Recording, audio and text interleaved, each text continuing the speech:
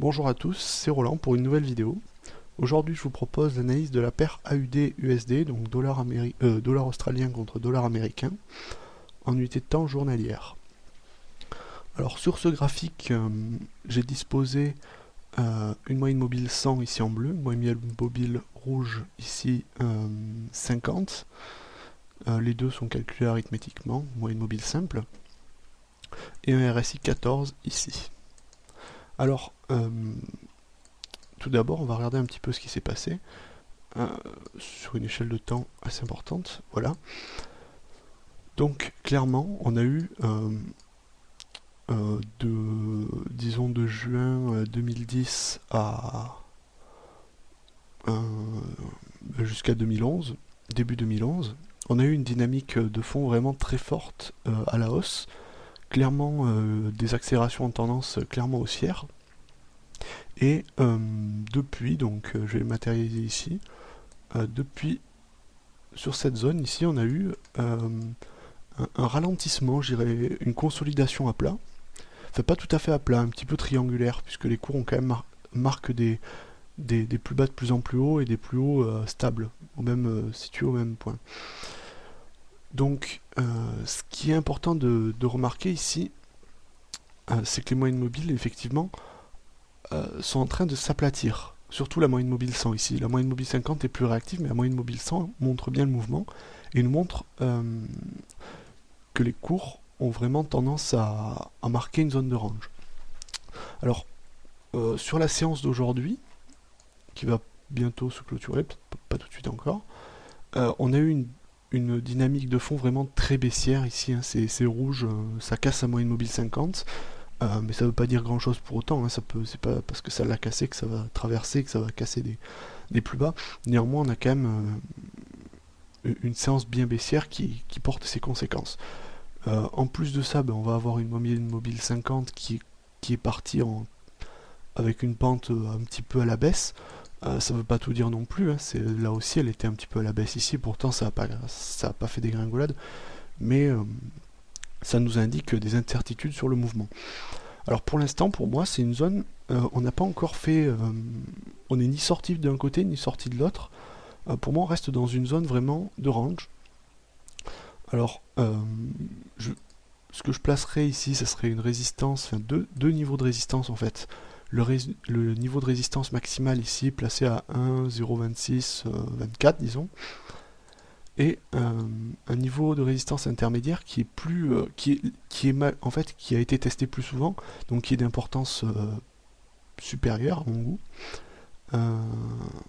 placé autour des 1,01 866. Voilà. Donc là, c'est nos deux niveaux principaux de résistance, je pense. Et ensuite, comme je vous ai dit, ça n'a pas été une consolidation à plat, ça a été une consolidation triangulaire. Donc, on peut tracer des droites ici. Alors là, si on trace cette droite, ici, on a un triangle ascendant. Comme vous voyez ici, les cours sont passés d'une borne à l'autre, qui a été cassé par le bas, au niveau de sa droite ici.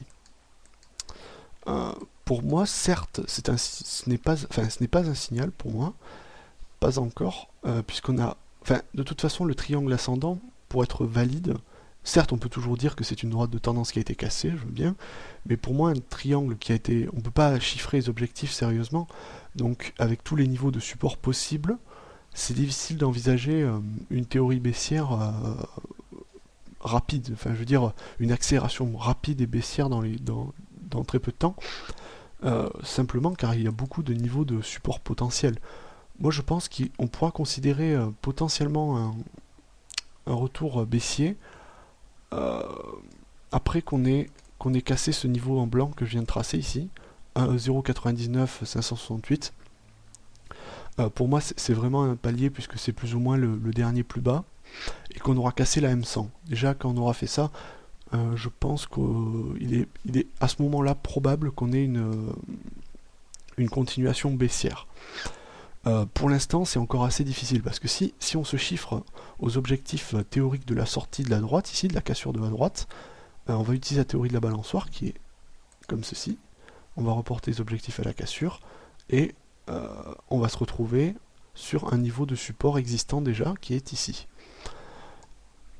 Alors, ce que ça peut emmener, ben, ça peut emmener une continuation du range et qu'on aille faire des rebonds dans le range entre cette résistance et ce support. Donc pour moi, à l'heure actuelle, certes, je suis plutôt d'avis baissier, mais soit à très court terme, mais sûrement pas à long terme. Je ne peux pas dire à l'heure actuelle les cours vont partir à la baisse. Il n'y a pas d'objectif théorique suffisant pour nous dire que les cours vont casser les derniers plus bas. Il est possible qu'on rebondisse sur un support et qu'on casse le dernier plus haut, et puis là on serait reparti dans une tendance haussière. Pour l'instant, à mon avis, on reste dans une dynamique de range. Il n'y a pas de cassure, il n'y a pas de mouvement clair pour dire ça va baisser, ça va continuer à baisser pendant les plusieurs semaines. Pour moi, on est plutôt dans une dynamique du on sait pas trop. Ça va sûrement baisser dans les quelques jours à venir. Il y aura peut-être un pullback même sur la résistance, sur le support ici. Après, peut-être que ça va rebondir ici, peut-être que ça va rebondir ici, peut-être que ça va casser, mais ça va rebondir sur des niveaux en dessous encore. On sait pas trop. Pour moi, le véritable seuil, véritablement, pour définir clairement une tendance claire et importante, c'est ce seuil ici. C'est peut-être un peu loin, mais ça me semble nécessaire de franchir ce seuil clairement pour envisager, c'est-à-dire autour des 0,95 502, pour envisager un retournement clairement baissier. Parce que là, on a vraiment énormément de zones de support possibles ici, ici, ici, ici et ici. Ce sont des zones qui peuvent, sans compter tous les retracements de Fibonacci traçables, ce sont des zones qui peuvent jouer support et faire rebondir les cours. Après, évidemment, si les cours cassent la moyenne mobile 100, qui rebondissent dessous et qui repartent en dynamique baissière, là on pourra envisager peut-être une dynamique, on pourra peut-être envisager effectivement une dynamique baissière de fond plus importante que ce que je peux dire à l'heure actuelle. Pour moi, à l'heure actuelle, la baisse possible jusqu'à 0,99, 0,98, 419. Après, les objectifs que nous donne la figure ne sont pas suffisamment certains pour en dire plus. Peut-être que ça va pas aller jusque là, peut-être que ça va même rebondir sur le niveau des 0,99 568, peut-être pas. Là on est vraiment dans une dynamique d'incertitude, d'ailleurs qui se matérialise bien avec les bandes de Bollinger que vous allez voir ici. Donc vous voyez là on a nos bandes en orange qui forment un range à plat, hein. Et là donc dans cette configuration on peut même rebondir sur la bande inférieure. D'ailleurs dans ce genre de configuration c'est ce qui est assez probable, et cette bande inférieure qui est confondue avec la moyenne mobile 100 et qui est confondue avec ce niveau des 0,99 568 pourrait facilement repousser les cours vers un pullback, voire vers un retour vers résistance. Donc à mon avis, dans le cadre du trading à l'heure actuelle sur cette paire en journalier, il faut attendre soit une cassure de cette résistance ici, 1,01 899, soit une cassure supérieure de celle-ci si on est un peu plus prudent, 1,02 26 24, enfin 1,02 624. Pour jouer la dynamique baissière, soit on peut jouer la cassure de ces différents niveaux de support, soit on peut trader maintenant en considérant la cassure de cette droite de support oblique, soit on trade les cassures de ces niveaux-là. On peut aussi trader les rebonds dessus. Mais ça, c'est après, ça dépend de la configuration à ce moment-là.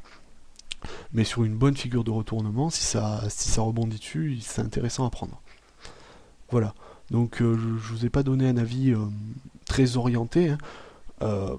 Pour moi, je vous ai juste donné mes perspectives, enfin mon avis sur ce qui pourrait être envisagé dans les différents cas possibles.